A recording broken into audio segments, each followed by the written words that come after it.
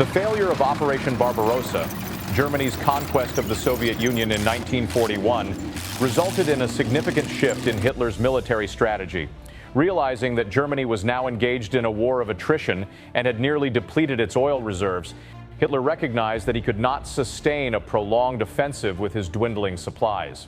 As a result, in the summer of 1942, Hitler launched a new operation to secure the vital oil fields of the Caucasus region. This operation was vital because it aimed to replenish Germany's critically low fuel reserves, while economically crippling the Soviet Union due to its reliance on 90% of its oil reserves from the region.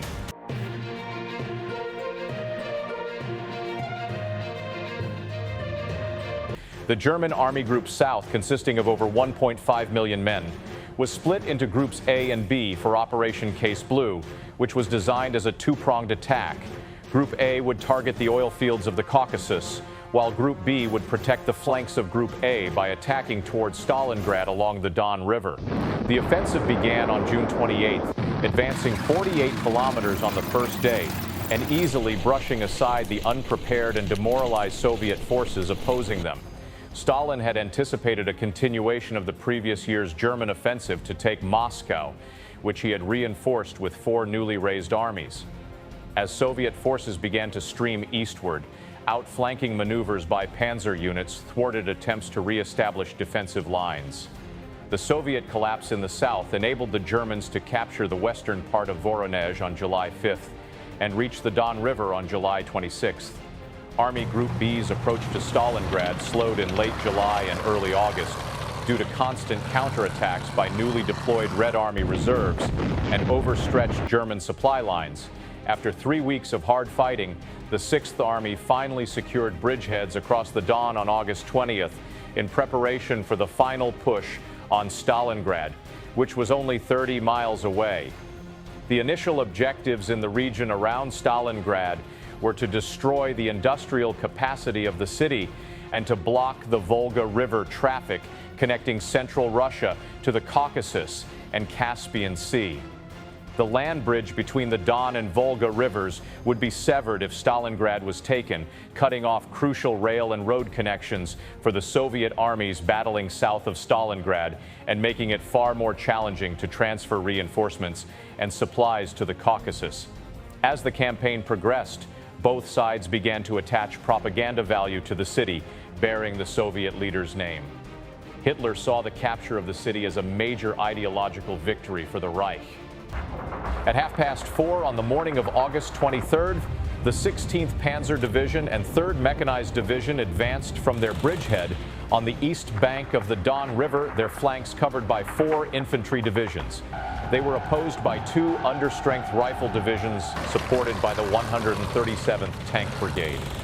Before the German ground troops even jumped off, Soviet troops directly ahead of the 6th Army's advance had been pounded by 1,000 tons of bombs dropped by the Luftwaffe, while Henschel 129 tank busters destroyed many Soviet tanks throughout the day. The ferocity of the armored assault, combined with the devastating air attacks, shattered the Soviet lines in 15 minutes. The Soviet 98th Rifle Division was destroyed, while the 87th Rifle Division fled in panic.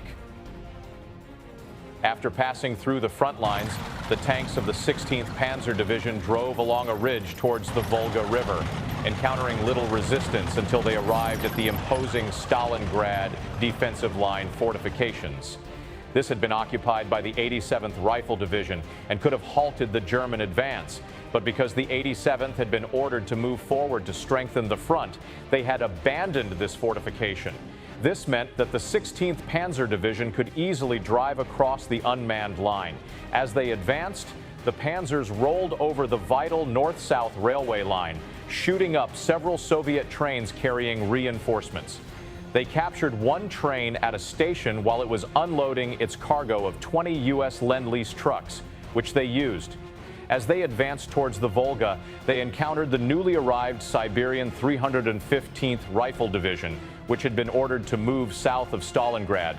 The German advance had been so rapid that the 315th was completely unaware of the presence of the 16th Panzer Division. Its 3 rifle regiments were currently marching in travel columns across the steppe directly in front of the German spearhead. The 16th Panzer Division smashed through the 315th Rifle Division, cutting it in half and leaving it in disarray as it continued its relentless march towards the Volga. It was now early afternoon when the city of Stalingrad came into view. The city's chimneys, spires, and tractor factory were clearly visible in the distance as tank crews clambered out of their vehicles to take a look as cheers echoed along the column. Only one unit now stood in the way of the German Panzer spearhead and their objective of getting to the Volga. The 1077th Anti-Aircraft Regiment had been stationed on the Volga's west bank, just north of Stalingrad, to protect the massive Stalingrad tank factory and the barges ferrying vital supplies across the Volga. As was typical for Soviet rear-area anti-aircraft units, they were mostly made up of young female volunteers operating 37mm anti-aircraft cannon. With no armor-piercing ammunition, only flat fragmentation rounds, they had little chance of penetrating the tank's armor. Despite this, they set their guns to the lowest elevation possible and held their ground.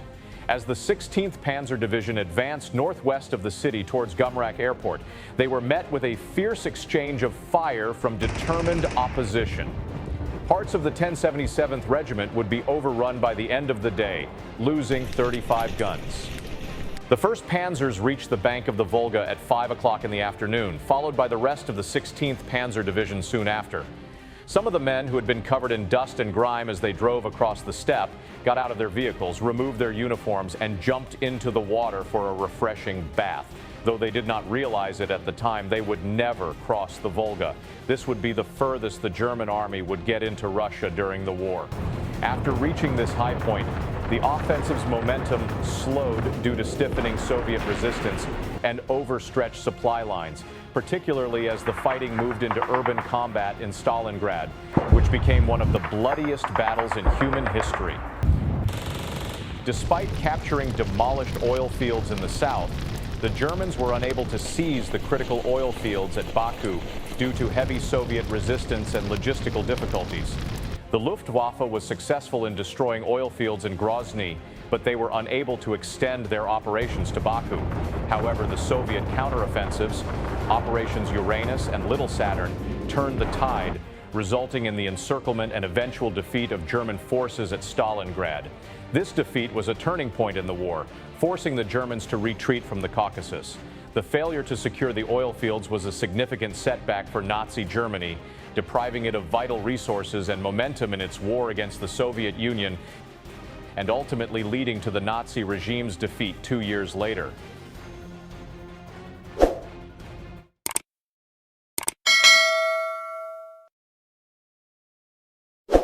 If you liked this video, there are many similar high-quality videos on my channel.